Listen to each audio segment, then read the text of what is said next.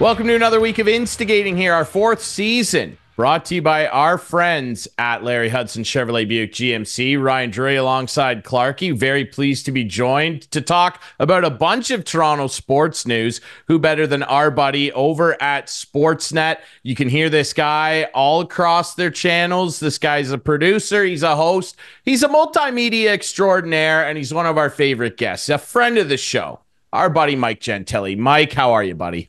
Well, you're going to build me up to the point that I can't live up to it. No, come on. No, like you man of many talents. Oh yeah, you are.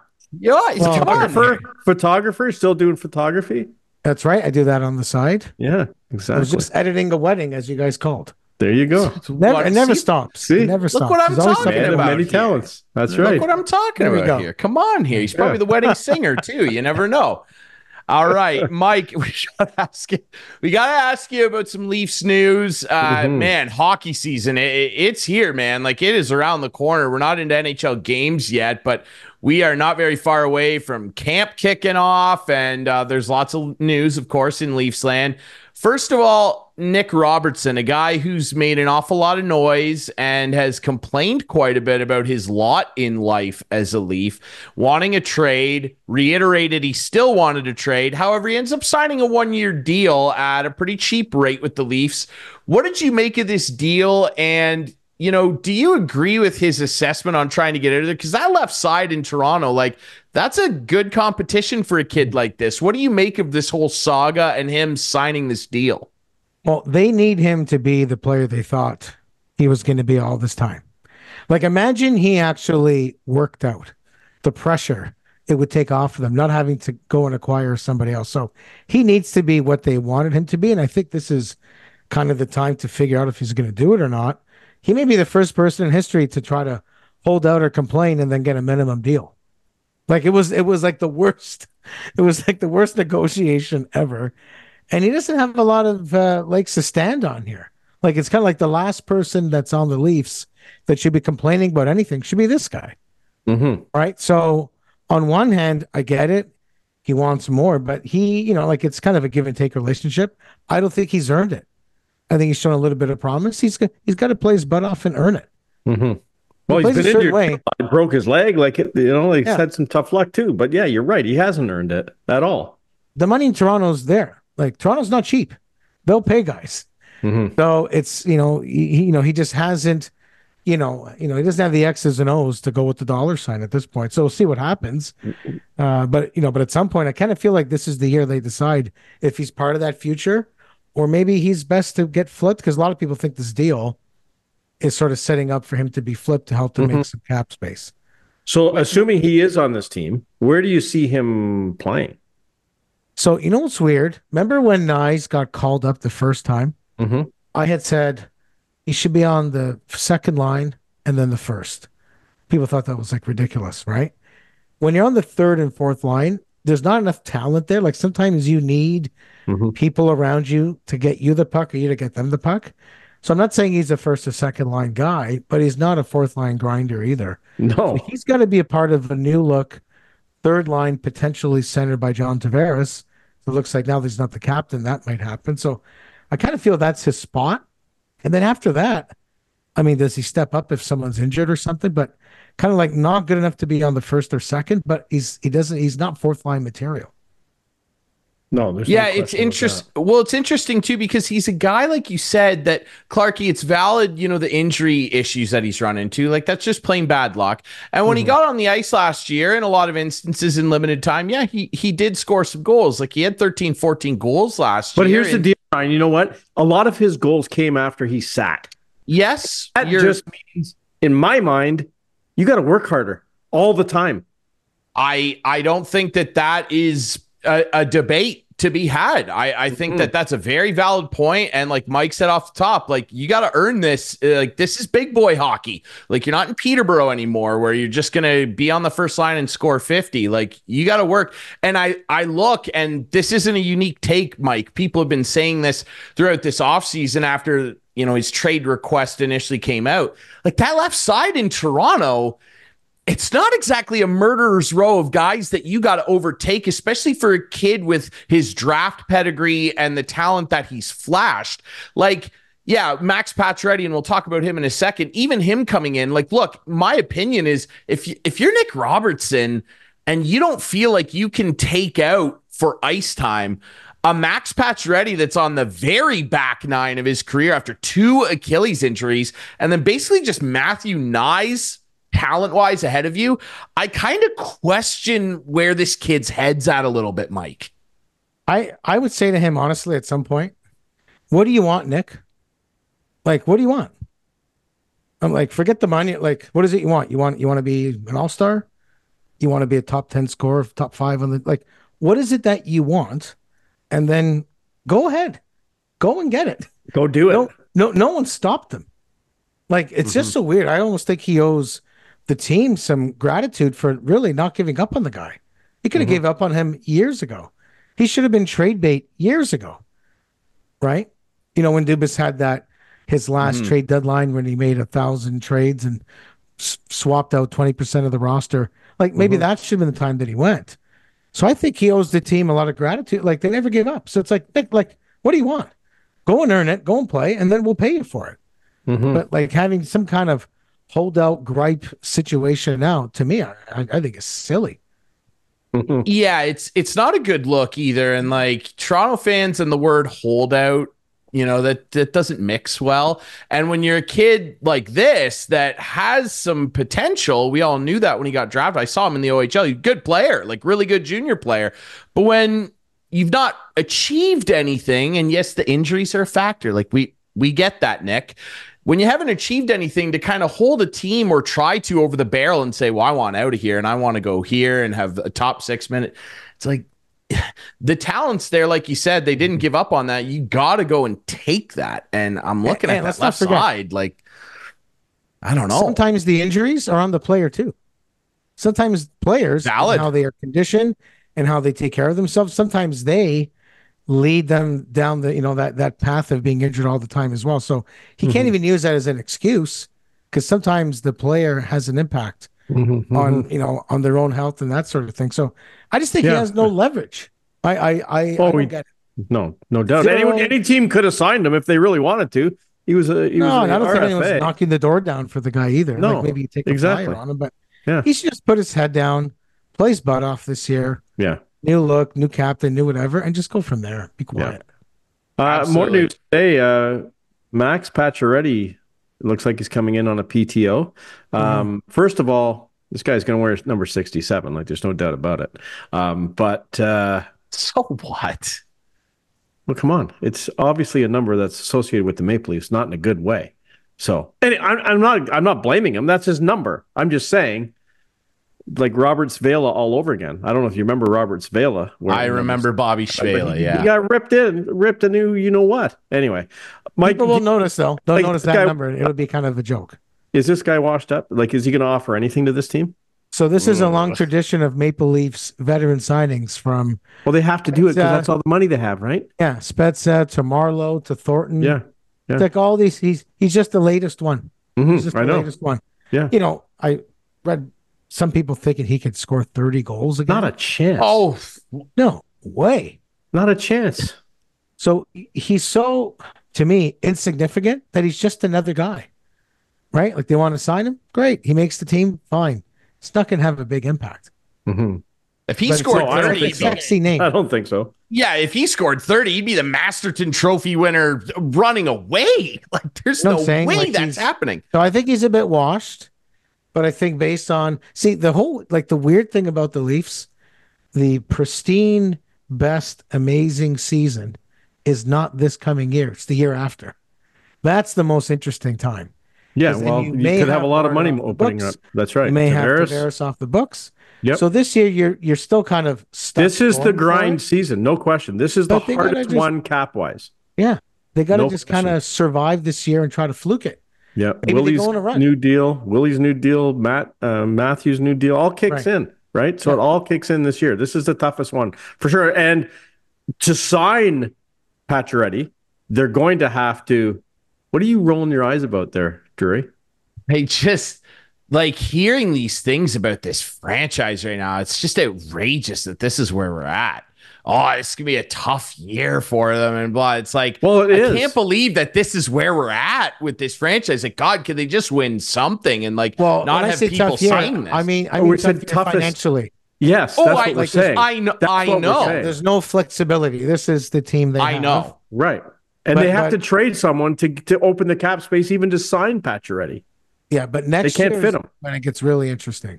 It absolutely does because of the contract narratives, and we'll see what happens. We'll see if Clarkey's favorite player, Mitchie Magic Marner, ends up signing an extension. I personally think he will. I mean, Mike, we've talked about this in recent weeks.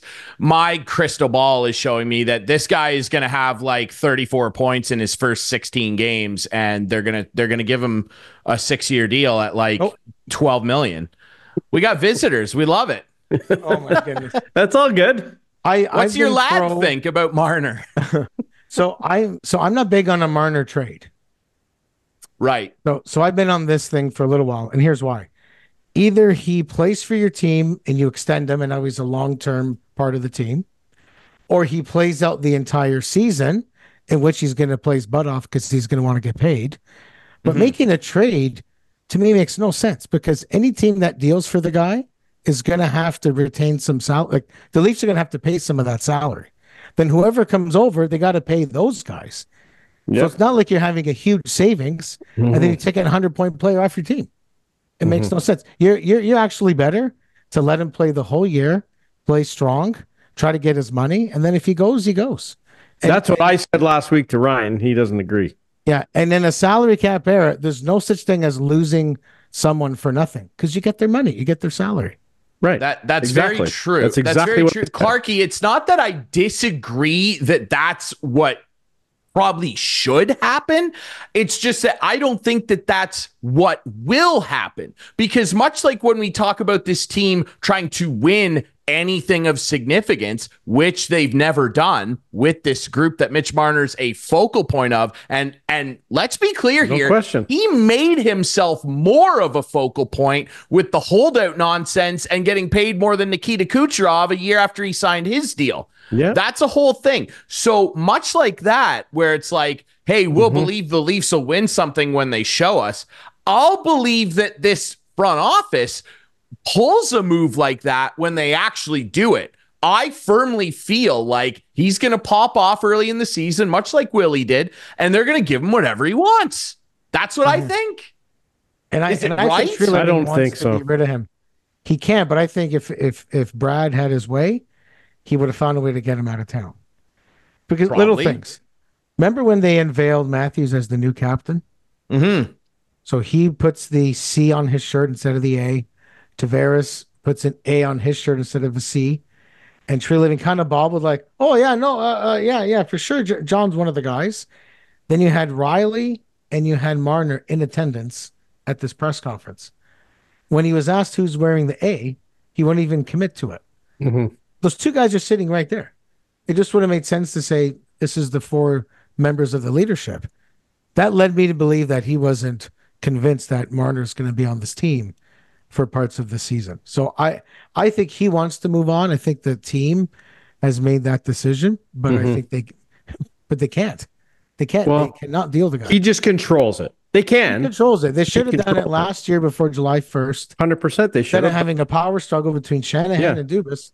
They were thinking around. Well, and that's what I heard a lot that came down to that. Because Dubas wanted to move him, and Shanahan said no. Yeah. Remember, Shanahan's the constant in all this, right? He hasn't won squat. I thought it was interesting that his only appearance at the Matthews captaincy thing was for a photo op. Of course it was. Of course it was. He's always been there. Like, think about it for a minute. I get it that the GM makes the moves and the trades and all this stuff. Mm-hmm. But a change of captain is a very ceremonial type of thing, right? That's like, if there's anything Shanahan's done, that's what he's done. Legends Row, the retired numbers, like this is his kind of thing. A new captain, whatever. The fact that he was in the background, I thought spoke a lot. Because I think now it's Tree Living and Berube's team. I think Shanahan is kind of on the outside looking in. Well, and Pelly there with Pelly there now too. Like, oh, he's redundant. 100%. I think Pelly didn't want to get rid of him right away, but I don't think Shanahan's going to be around long term. Anyway, we'll see. We'll see what happens. Unless they start changing the narrative. The goaltending. We hear Wall and Stolars. Do you think Matt Murray's going to play a role in this team this year? I'm so glad you asked because no one's talking about the goaltending. I know. So like the biggest move they made was Tanev, technically, and Matthews getting the captaincy. Like that's their off season. Yeah. No one's discussed the fact that they probably have the fourth best goaltending in their division. Not better than Jeremy Swayman. No one's better than Bobrovsky. Better than Vasilevsky. So you're starting the year now. It could change. It could change, but they're at least the fourth best goaltending duo in that division. So they might be fifth or sixth. Like if Dubas was around, Murray would be on that team. So I don't think. No, I think they went on Wall and Stolars. I think Stolars is probably the guy to take the job. You know, in terms of Wall's health status and that sort of thing, because he hasn't done it either. I think Matt Murray is going to play a big role in this team, rightly or wrongly. I think he'll play a lot of games. So then who gets bounced? Good question.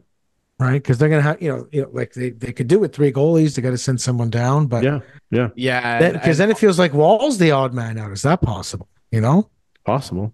And they all need waivers too, right? Because of their service time, and that's a risk, right? Because you're looking at a Matt Murray that hasn't been healthy in about 4 years, and he's a long way removed from those back-to-back cups in Pittsburgh. No question. And then you're looking at a guy that you just brought in from a cup champ in Stolars, who there's questions on what his workload could look like. And then you're looking at a kid who's shown some flashes of really nice talent. Like when Wall's healthy and he's in there, like he's had some performances where you're like, man, this kid's got something here. And he gets hurt, turning. Well, just like last year, he brought them back from the brink. Down 3-1, and then he gets hurt on a stupid last play of the game to preserve. It's a really tough thing to shuffle. If you want to believe in curses and that sort of thing, I mean, I can't get over it. He let in a goal at 1959. Yeah, it's unbelievable. Yeah, and then couldn't be there for Game 7 to miss Game 7. Did anyone think? Let's be honest, and I know it's Toronto, but when they made that comeback, did anyone think they were going to blow it in Game 7? If Wall was playing, it looked different. It felt different. It certainly did. Right? Absolutely. And then as soon as that happened, it's like that is so Maple Leafs. Not that Samsonov played a bad game in Game 7, but just it changes the psyche of the team. When the guy who's played in net the last 2 games and won the last 2 games to get them to Game 7 can't skate out in the big game. It just changes the psyche of a team. It does. And again, I don't want to spend too much time on this guy, like, it's not that Samsonov did play bad. It's just that what happened at the end was a microcosm of what he represents as a goalie. He will do incredible things and make these wildly highlight reel saves, and the little fundamentals are extremely difficult for him to comprehend and meld into his game from night to night. That's what hurts him as a goaltender. And Wall's the opposite. He just can't stay healthy. So it's, I don't know. What do you make of this Jani Hakanpää thing? Because I mean, Pacioretty, I think ultimately, if he played half the games, I'd be shocked. I mean, we're probably looking at a 5-6 goal season. Like the guy, I love the guy as a player. He was with my team last year. Good veteran guy, good pro as an example, hard worker, just doesn't have that ankle. It's gone. Hakanpää, though, weird off-season saga around this guy, Mike. Yeah. Listen, the more things change, the more they stay the same. So maybe he's this year's John Klingberg. That's what it could be. Oh, God. Right? Could be. Does anyone have any degree of confidence that he's going to play? No. And be a big contributor? I mean, we heard bone on bone. I heard bone on bone. There was a rumor. 50-50 there was a rumor. Right? Yes, there was a rumor floating around upwards of a week ago that there were executives around the league saying they'd be blown away if he played another NHL game. His leg is that bad. Mm-hmm. What did the Leafs miss? Like, what happened there? That is bizarre. Well, obviously they've done their homework, because they said they signed this guy July 1st, and they finally announced it today, Thursday. Well, they didn't officially sign him. They didn't officially. He failed his medical. I know, but something has happened in the meantime, and they announced it today. So it's an odd one. Thank God they only gave him a year, because it's I don't know, it's a weird one. Let's shift our focus here. Obviously, we're excited for Leafs camp to open. Let's talk a bit about what the Jays are up to lately, man. Like this Bowden Francis guy. Like we're recording this on September 11th, and I mean, again, he gets into the ninth with a no-hitter, loses it in heartbreaking fashion. But outside of that, and then the Jays bullpen goes and loses it for him. Outside of that, though, like this guy has been an absolute rock star for a month and a half. It's the one piece. It's the one time that the Jays got some good luck this year. Everything else is falling apart. Romano, no one thought he'd be out that long. Didn't play pretty much at all this season. May not return to this team. They had to trade Danny Jansen, all these kind of guys. The Manoah thing blew up in their face. They had so many things go wrong. They never have something go right. Even Aravos Martinez gets called up and then gets popped for PEDs. Like nothing has gone the Jays' way this year until this guy, who's been there the whole time. We didn't know. This is kind of reminding me of like the Roy Halladay gets kind of called up, looks okay, leaves, comes back, and then suddenly lights out. But it's kind of like with what Vladdy did. These things start as a streak. Then they're like, so-and-so's hot. And then it's not a streak anymore. It's just who they are. So Vladdy is now an MVP type of candidate. Like he's proven it with his numbers. Francis looks outstanding. And guess what? It really makes the Manoah stuff a lot easier to swallow, because this guy could take a spot. Absolutely. And it's presenting some interesting options for next year, where you hope that he can carry this over, because you bring up that name in particular, Manoah. We've seen this before very recently in this market, where a guy showed up and was looking lights out and then came back the next year and just really struggled. I hope that that's not in the future for Francis, although his mechanics seem very, very sound. And he, like the crazy thing about him in today's game, Mike, that strikes me is he's not blowing guys away with hot gas or anything like that. Like this guy's topping out at like 93 miles an hour, 94. He's doing it with just good location, good pitch mix, and really, really consistent mechanics, where he's not tipping his pitches to anybody. Guys just don't know what this guy's going to throw, and he's buckling people with his breaking balls. Do you know what's showing up in a lot of people's timelines these days? I don't know if you guys have noticed it. I'm always getting a lot of Greg Maddux stuff, like the videos that he's been doing, the one where he and Barry Bonds look at the iPad to go through the at-bat they had together. And the documentary, yes. Yeah, so like a lot of that stuff is out there. And even Randy Johnson was like, listen, he goes, I didn't have anything but sheer power and speed, so I just went up there and just threw as hard as I could, and that's it. He goes, Greg actually pitched. He actually made a chess match of each at-bat, and he knew exactly how to get the batter out. He knew how to wear them down. He even, it was funny, I forget the name of the catcher,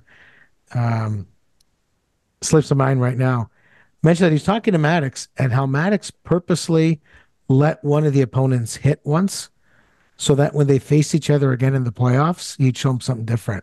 He was just always so far ahead. And I bring it up with the Francis stuff because it's been so long since we've had pitchers that are like surgeons that are just there to get guys out. Like it's entertaining to watch that. Whereas now it's just been like 99, 100, 101, strikeout or home run, pick one of those two.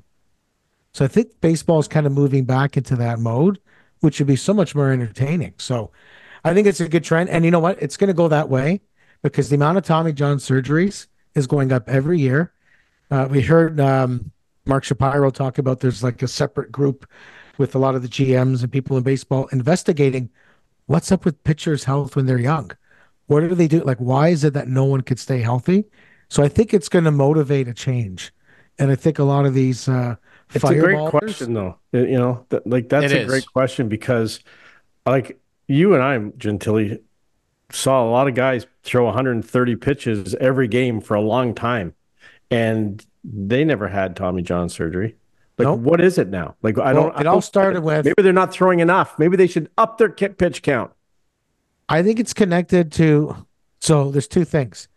They're throwing less pitches, but the fewer pitches are being thrown harder. Yes. So this makes sense, right? If you just look at it that way, that's what's happening. Third time around, God knows you can't face him a third time or a fourth time. Of course not. You can't change your pitching style. How do guys get like no hitters? It's really. And Francis was so close today, and I know we were all watching it at work, and then. It's something, man. Yeah, it's something. And, on that note, Mike, you often hear pitchers of old. You bring up Maddox, you bring up Randy Johnson. You hear them say the term, I would reach back for a little extra. Guys don't reach back anymore. They're doing it from the get-go, trying to throw 104 in the first inning. It's like, save your arms, save that for later. Like, and now you have a pitch clock. So you have to throw less pitches harder with less time. Right. Yeah. It's wild. The pitch clock is great, though. Let's admit that. I do like. I like it. Oh no, guys! I got no issue with the pitch clock. No, I don't. I have. It is single-handedly helped the game. Can I give you one baseball thing that I've been railing on lately? Yeah. Please. So now there's a universal DH, right? Interleague plays here to stay. It almost doesn't even stick out when you face a team from another league. It's just like Chicago White Sox and Cubs. It doesn't matter. It's the same thing. Yeah. So if the interleague is not there, universal DH is not there, what makes these two leagues unique? What is unique from one league to the other? Nothing. Right? There shouldn't be two leagues. So why do we still have two MVPs? Like, why is there an AL? And like this would be like having the NHL Eastern Conference Hart Trophy, right, and then a Western Conference. Yeah, no, you're right. You're absolutely right. Makes no sense. I guess the argument. This is a guess. No one's obviously said this to me. I'm not exactly in contact with our buddy Bob Manfred. My guess is that league people would say, well, the season is so much longer, and you end up playing your league so much more. That's why they continue to do it. I'm not saying that that's right. I'm just saying that that's what I would guess someone from the league would say. I get that, but why don't we just throw away the leagues and not play all these? I'd be fine with it. Ohtani's the MVP. League more. So my point is this: if they're not unique, you don't need them. It's just MLB, right? And guess what? Yes. Now's your time. Realign. Yeah, realign the divisions. Make it work. Would love that. Make it work. Would love to be real. Get them in with Cincinnati, Cleveland, Detroit, Pittsburgh. Yeah, that's what the old rumor was back in the day, and they declined to move over there, right? So the two New York teams to play with Boston. Yeah, that'd be sick. And the Phillies. What a rivalry that would be, man.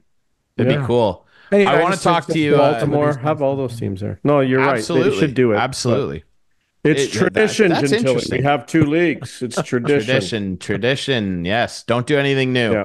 I want to ask you also, Mike, obviously there's a bit of baseball news making some waves shake around in Toronto, and that's former Raptor Demar Derozan, who's really well-liked guy in the city. A lot of people were upset when he got traded because at the time people weren't sure of what Kawhi Leonard's headspace would be. He's written a book, and he's doing a book tour, and he was on Stephen A. Smith the other day. And Stephen A. Smith asked him what he thought about the Raptors winning and whether he thought he could have still played a part if he was there and the Kawhi trade never happened. What did you expect the guy to say? Like, he said, yes, I still think the Raptors win with me there and Kawhi not being traded for. It's a tough spot that he was in because as a proud competitor, obviously he's going to go, yeah, I think we still would have won. What do you think of that notion, though? I personally do not think it's possible. I don't think they get into the second round. We all watched that run. They ain't winning without Kawhi Leonard. No way. Period. Well, they're not winning Game 7 against Philadelphia without Kawhi's shot. Well, but even if they do, you think that team with DeMar guarding guys out there instead of Kawhi's getting back from 0-2 down against the Bucks? He's jealous. No, thanks. He's just jealous. That's all. Well, but the only person who believes that truly is DeMar DeRozan. For sure. And maybe no screaming human daughter. Being that agrees with that assessment. He's in a tough spot.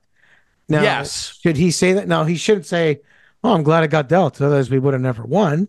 Yeah. But the true answer is, hey, we'll never know, because the one mysterious thing is, what had a bigger part? The fact the Raptors had Kawhi, or the fact that they finally did not have to face LeBron? Correct. That is, they could not beat LeBron. No, they could Which not. was part of the narrative that Stephen A. Smith brought up, to be fair to him. And DeRozan said the same thing. And I can see where DeMar's looking at, like, yeah, you know what? We got stuck with that guy for years. He finally leaves. Yeah. And then I get booted and this other guy comes in. And that's what, that's all we wanted, was to not have to face that team.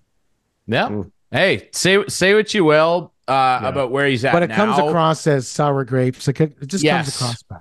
It does. It does. And say what you will about where he's at now. Like Kawhi that year, even with the load management and the this and that, he was on another level in the play. Like he put in some really unbelievable performances. And is Dwayne Casey saying if he was there, he could have still coached them? Probably. I think he might have said that on a podcast actually a couple of years ago. Maybe that's true, but guess what? You weren't. Exactly. They won without you weren't there. Yeah. Enjoy Detroit. Glenn Grunwald could have made that trade and won too. Right. Yeah. Hey. Yeah, that's valid. Speaking of putting in great performances, our friend Mike Gentile always puts in a great performance when he comes on the show. Show. And when he and when he's on his show, listen, this guy, like we said, he's everywhere. Hire him. Maybe he'll photograph your wedding. Maybe he'll sing at your wedding. We don't know the wedding singer.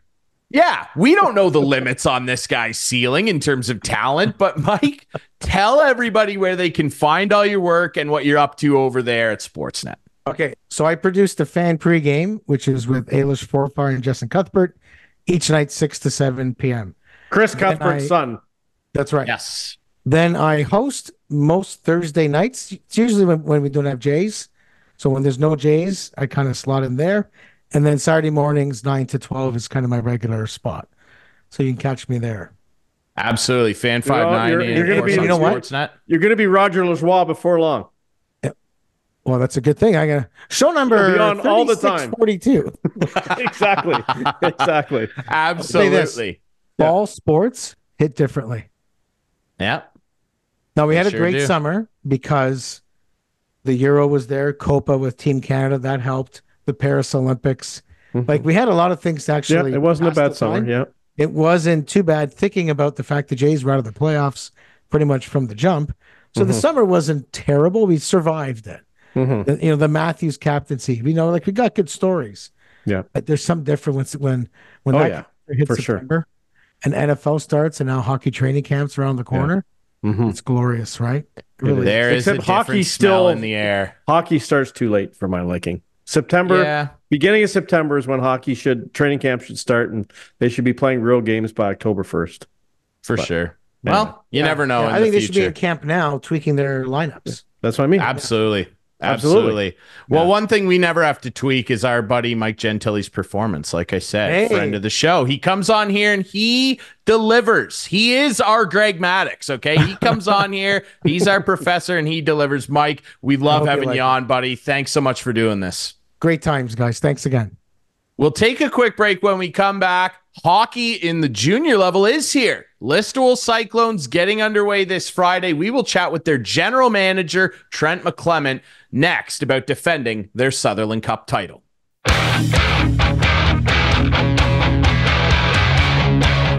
Welcome back to Instigating with Clarkey and Drury. Thanks again to our buddy Mike Gentile from Sportsnet TheFan590 for joining us here on the show to chat about the Toronto sports scene. Drury back here with Clarkey. We're very pleased, as promised, to be joined by our good friend, a guy who's a winner. We like winners on this show. Despite the fact that Clarkey cheers for the Leafs, we like winners here, okay? And this guy's a winner. Ladies and gentlemen, we're very pleased to welcome back our buddy, the GM of the defending Sutherland Cup champion Listowel Cyclones, Trent McClement, ladies and gentlemen. Trent, how are you, my friend? How has summer been? Summer was short, but no, thanks for having me on, guys. And it's always nice to come on this show. So no, I really enjoy it. Summer was short, and it was short for the very best reason. An incredible run to another Sutherland Cup championship, rather. And it was just so much fun to ride along and watch you guys do it again. Obviously, I was there in 2018 when the first one went down, and it was just so much fun to watch that group last year. You know, as you reflect back on that season, you know, we had you on this show around this time, like pretty early in the season, and you know, you guys got off to a 4-6-1 start. Things hadn't quite clicked into gear yet, and I remember you telling us we still believe that there's another gear here. There were another couple gears. I mean, the season was just unbelievable. In the playoffs, you guys were dominant. You did not lose very many games. As you reflect back on that, I mean, you must just be incredibly proud. Oh, for sure. Like I've kind of watched on it during the summer, just kind of reflected back, and when you're in it, it's just something that it's hard to experience it all until you get out of it and you look back and just that playoff run and how much the guys were they were on. The coaching staff was on. We knew our opponents. We knew what our opponents were doing. We knew what made our opponents tick, and we played so well defensively. We scored big key goals, and we're looking back on it. It's like the start of the playoffs, you had guys like Burkett and Urig and them going, but then in the middle half there, they kind of went cold for a little bit. Then you had other guys stepping up, like the Muhlensteins and the McNevens and the Coombsies and the Chet Hudsons on that team and the McRobbies and all the guys that maybe it almost seemed like at different times in the playoffs, you had different guys leading, and then the goaltending was always there. It didn't matter. Like Grimes got most of the starts in the playoffs, but the start of the playoffs, we kind of rotated between him and Arts. And even if Grimes would have ever went down, we were pretty confident that the goalie that we had in Riley Arts, he was going to step in and do the same thing, right? So we were our team last year, we were so deep in every aspect of the game, like defense to offense to goaltending, and coaching, where it's just something where it almost seemed like it was just our year and everything just fell into place for us. It really did. And, you know, when we talk about this year coming up, you're defending champs, that's always exciting. And I'm excited to dig into the roster this year because there's a lot of fun returning players. There's some really exciting new faces. But when you reflect back, obviously, junior hockey, guys get older, they age out, or they move on and go up programs. You guys have promoted a lot of players to higher levels over the years. When you look back on last year's roster, there's obviously a couple big names that stick out in terms of guys that aren't returning, and Luke Urig is right up there, the playoff MVP, and of course Dixon Grimes, that wall of a goaltender. On top of those two guys who are hard to replace, who are some other notable names that will not be making a return this year to Listowel? Yeah, so we lost. That was our first line. We kind of lost Urig off that top line, which does hurt. Our second line, we did lose Tanner Dietz, who is going to go play in Wingham this year as a 21-year-old because of that new rule. We lost Ben McRobbie, who's going down to Niagara D1, which is great for him. I coached him as a kid in minor hockey, and I think for him it's just something that it's like a dream come true for him, like going down to play D1 hockey. We also lost Jack O'Donnell on that line. He was an 18-year-old last year. Well, yeah, he was an 18-year-old last year that had a great year, put up a lot of goals for us, a lot of key goals. He scored in the playoffs, a lot of big goals, scored the biggest goal, right? So he's going up to the BCHL, which is good for him. Like at the end of the day in junior hockey, anytime we can promote those guys, that just makes our program better. It's kind of next man up, who's coming in next to play good and get that, right? So, and then on the back end, you lost Jordy Alexander, he was like a career Listowel Cyclones guy. He was that guy that maybe had the hardest path as a Cyclone. When I first went there, he was playing forward because they were deep on the back end. Then he went to defense, and last year, I think by the end of the year, in my opinion, he was probably our steadiest guy back there. Like he knows the systems in and out. And then losing Grimes, that kind of, if you don't have a guy like Arts, that's a big blow. It's a big blow on any team because Grimes was good, but I do have a lot of confidence in Arts this year that he learned from Grimes last year. He pushed Grimes all year. I think that, so losing Grimes is huge, but I think that we do have a capable goalie back there right now that I don't think I'm not going to say he's going to replace Grimes, but he's going to give us a chance to win every night. And I think that arguably he's might be the best goalie in Junior B this year, in my opinion, just because of his stats last year. So, but those are kind of the key guys that we're losing from last year's team. Oh, and one guy missing is kind of the heart. Chet Hudson. He was a guy that last year he played with a bum shoulder all year. If it wasn't his last year, he probably would have hung him up, but he pushed through all year. He was that guy in the playoffs that he's doing those key penalty kill, key 5-on-5. Like he's like a glue guy in the dressing room. So losing him is also, because those are those character guys. Those are those guys that they're hard to replace because they become those guys from being in junior 3 to 4 years. So it's not like you're going to replace them with a rookie in the dressing room and everything, but those are kind of our key guys that we're losing this year. And you mentioned about replacing guys. You've been busy. I've seen you on the phone at the office many hours, and you are adding some pretty decent talent, aren't you? Tell us about some of the guys coming in. Yeah, so we just this week, and it's kind of nice that this actually got delayed a little bit because Chris O'Flaherty, we just locked up him. So he's a guy that he's played 132 games in the OHL. He was a 4th-round pick to Windsor. When he went into Windsor, he had a D1 scholarship, and they kind of talked him into going to the OHL instead of taking that D1. I think that this guy is just coming to our league. He's going to be a good sniper for us. He's going to complement Berkey really well. He's going to kind of help the loss of Uhrig, in my opinion. I haven't seen him play enough in our league to say that he's going to replace a Uhrig, but he's definitely softening the blow there on our top line. So him beside Berkey and Mason Uhrig right now gives us a really good top line. And then the other news that I just found out yesterday is I thought I was going to lose him, but the team that he's on is pretty stacked in the OHL. So Teague Vader is back this year too on our team. And I think that Teague Vader, he's a guy that I think he could be the best defenseman in this league this year. Like, he's worked hard all summer to reach his goal of playing in the OHL.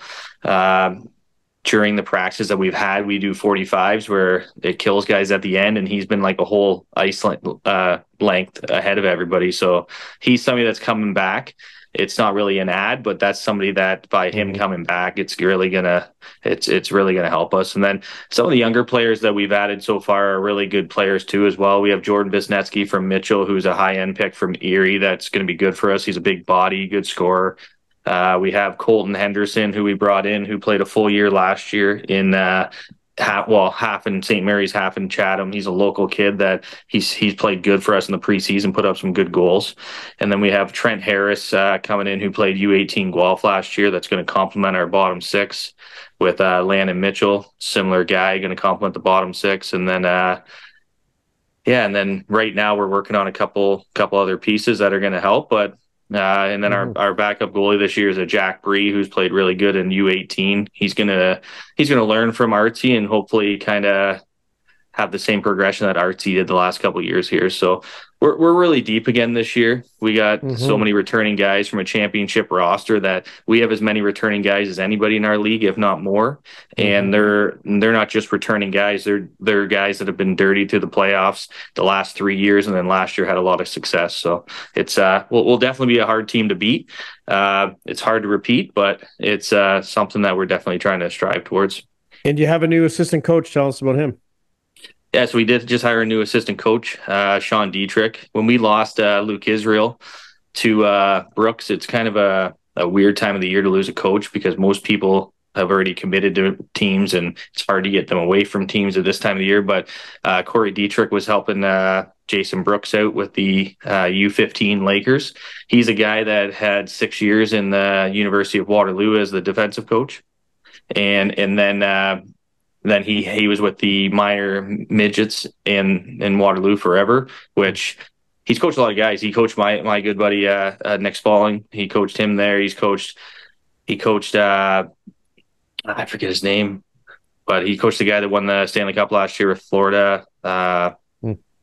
I forget his name from Waterloo, but either way, he's coached a lot of guys, pushed a lot of guys up. I think now that pushes Holden Lansing to our forward group, where he's the all-time leading scorer for the Listowel Cyclones, so that kind of puts him in the niche right up there. He's going to help run the power play, which he's good at. And now you have Sean Dietrich, who has always been a head coach with Jesse Cole. It's just, I think our coaching staff, we lost a good coach. We gained a good coach. So to me, that's kind of par for the course, and we're just ready to get going here. You've obviously had a busy summer. You've had a very successful summer, winning the championship, getting new players, very good players in. But it's also a time of year where you got to do probably one of the things you wouldn't want to do, and that's cut players. Is that probably the worst part of this job? Oh, it is. It is for sure. Like the other day, I had to let go a goalie that I had to let him go just because the young goalie outperformed him in camp, and it's something that it's the worst part. Like, honestly, I talked to my wife about it the other day. It's part of my job. I got to do it. If you can't do it, you can't be part of this. And it's just it sucks because some of these kids, they're good kids. But at the end of the day, on the other side of it, you have a kid that worked hard all summer and he earned that job. So you have the good part about it, telling the one kid that, hey, you're here. You're here because you earned it. You're here because you did everything right all summer.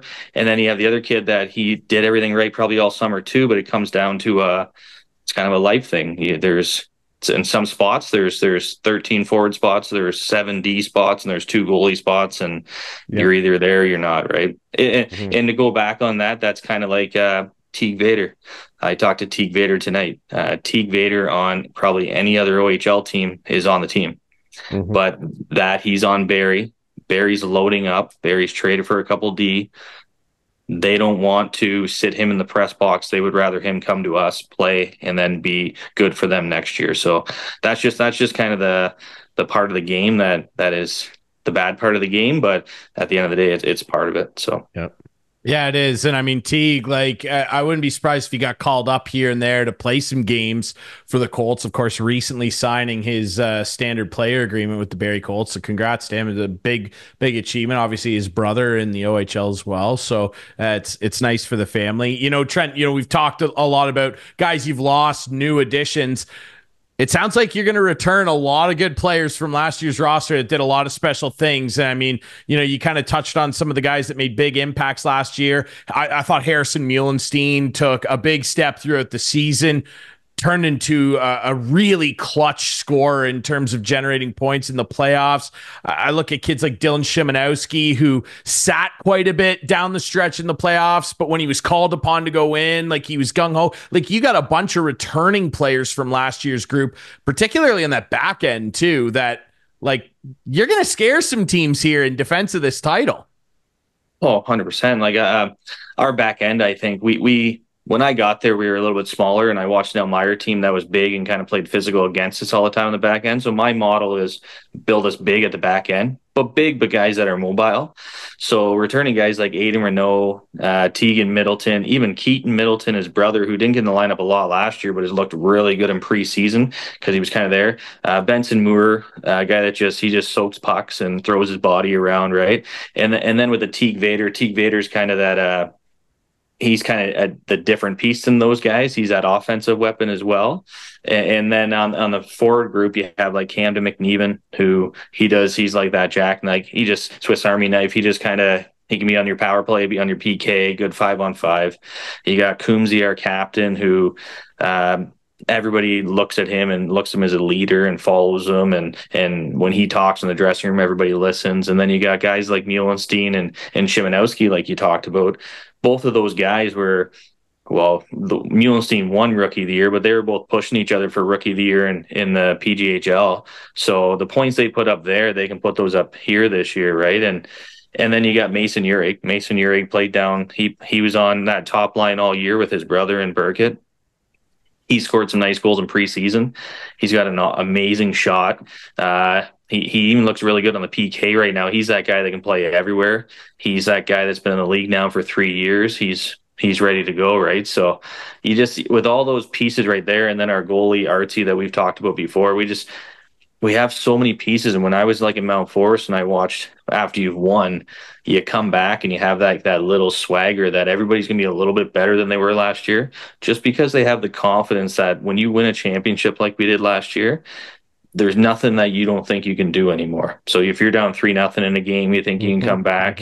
If you're down 2-1 with a minute left, you think you're going to score that goal, right? If if you make a mistake and somebody's gone, you've seen Artsy do so much that you think he's going to bail you out. Like, it's just that added confidence, and we're bringing a lot of young guys in there that they're going to absorb that. And the good thing about winning is guys like O'Flaherty and them, they want to come here, right? And it's easy for me to say I'll pitch it because they want to win. And when people want to win and they seen that you've won, they all want a piece of that, right? Everybody playing is one thing, winning is another. And I just think that our team this year, where we were last year when I talked to you guys like this, we're just as deep as we were.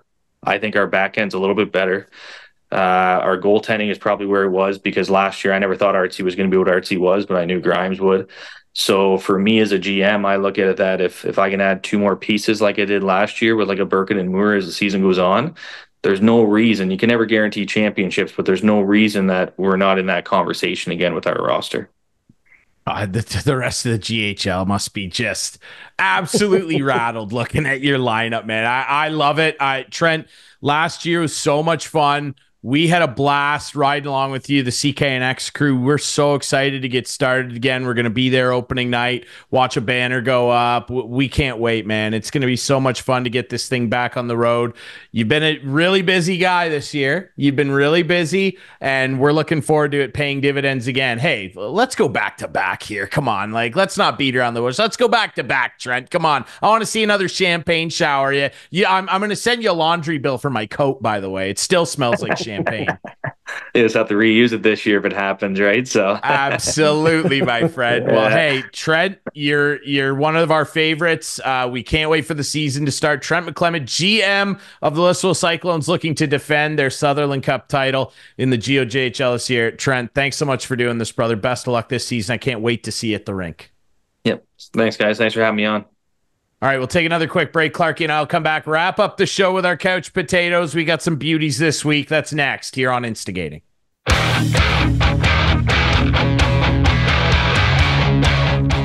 Back to wrap things up on a very exciting edition here of Instigating with Clarkey and Drury, brought to you by our friends at Larry Hudson Chevrolet Buick GMC. The deals are always hot. The hot weather has returned, but it doesn't matter if it's minus 30 out. The deals with our friends at Larry Hudson's, they're hot. It doesn't matter the time of year. There's always something going on.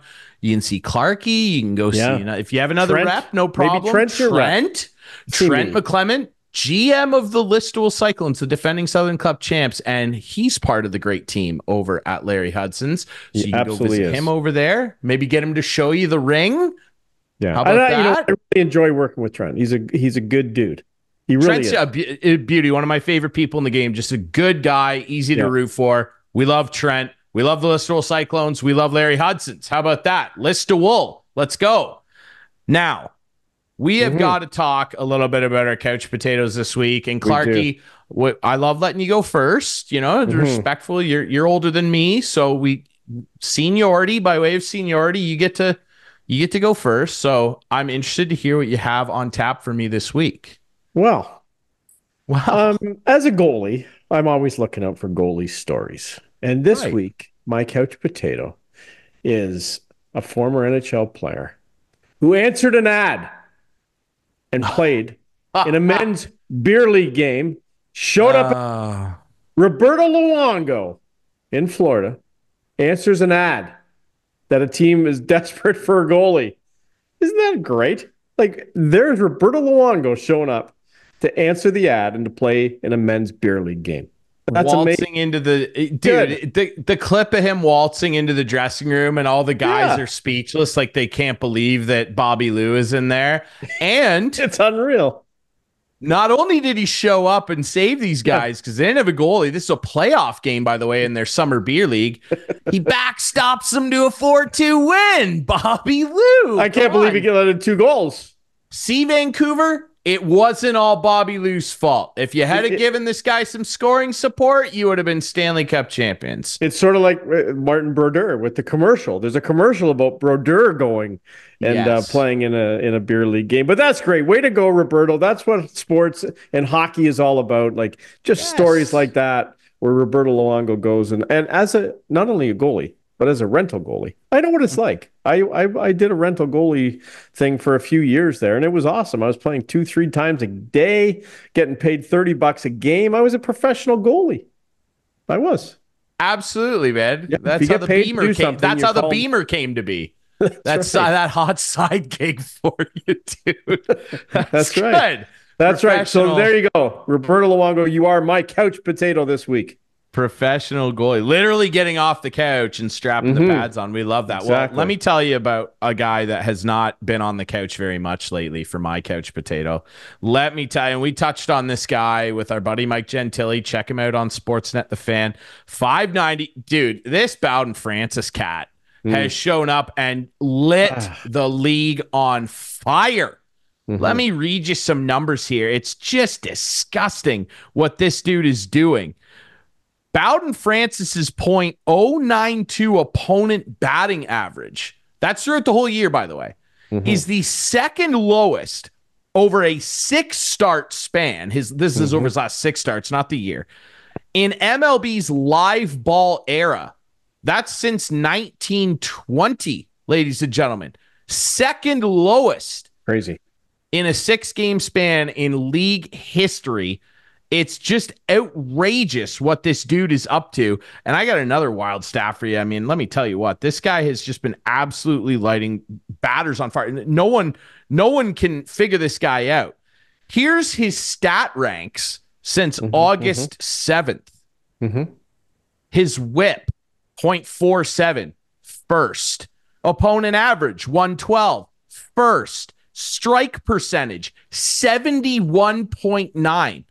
Let me just hold on just one sec. Do you understand how insane that is? That means that almost 72% of the pitches total that this guy has thrown since August 7th are strikes. Crazy. Outrageous. That's first. No shock. His walks per 9, 0.9, third in Major League Baseball. His Ks to walk ratio, 11.25. Third, his chase percentage. So he's not just throwing strikes and having guys foul balls off. Swinging and missing. His chase percentage, 33.9%. That's good for third in Major League Baseball since August 7th. Look, he's not on the couch. That's for sure. I've been waiting all year, Clarkey, to talk about something positive with this Blue Jays team. And let's not take anything away from Vladdy. Since the All-Star break, that guy has been arguably the best hitter in baseball. Top 3 for sure. He's a freak. Yes. Bowden Francis, ladies and gentlemen. And I was so pulling for him today. Man, I want to see a no-hitter. We've seen one in this franchise's history. One. Dave Steve, and this type of stuff happened to him a couple times, too. And it was in September as well, and it was I'll never forget. It was one of the games I never watched, and I used to watch a lot of games back then. And I was at a buddy's cottage. You missed. Yeah. I was at a buddy's cottage, and I came off the lake, and everyone's talking about the Jays game. I'm like, what happened? And they're like, Dave Steve pitched a no hitter, and I'm like, I missed it.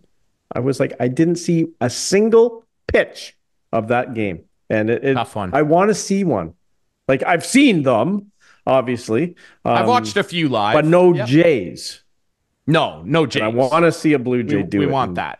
Anyway, good one. That's two good amazing couch potatoes this week. Two good couch potatoes, ladies and gentlemen. How about that? Okay, we appreciate everybody watching the show. Thanks to our friend Mike Gentile, and of course Trent McClement for coming on this week. Hockey around the corner. You can catch all the games on CKNX AM 920. Steve Saber and Johnny K, myself, are going to be there for the Listowel home opener, obviously, and then we're opening the Junior C season the following week in Hanover. The defending Strathroy, right? They play. Strathroy is. It's down to 2 conferences now in the GOJHL. Bit of a shakeup. So remember, you can tune in every Friday night to CKNX Junior Hockey. Listen to Sabby and JK. I'll be on there on occasion too. How about that? But don't forget to listen to our show. You got to listen to the show. We know you listen and watch. How about that? Exactly. Really quick as well. Look, we're recording this on September 11th. Not much more it needs to be said. Obviously, very important to remember that tragic day, and it changed the world, Clarkey. I mean, I was in grade 5 when that happened. I still can't believe it. I was at the Air Canada Center it was the very opening day of Leaf Camp.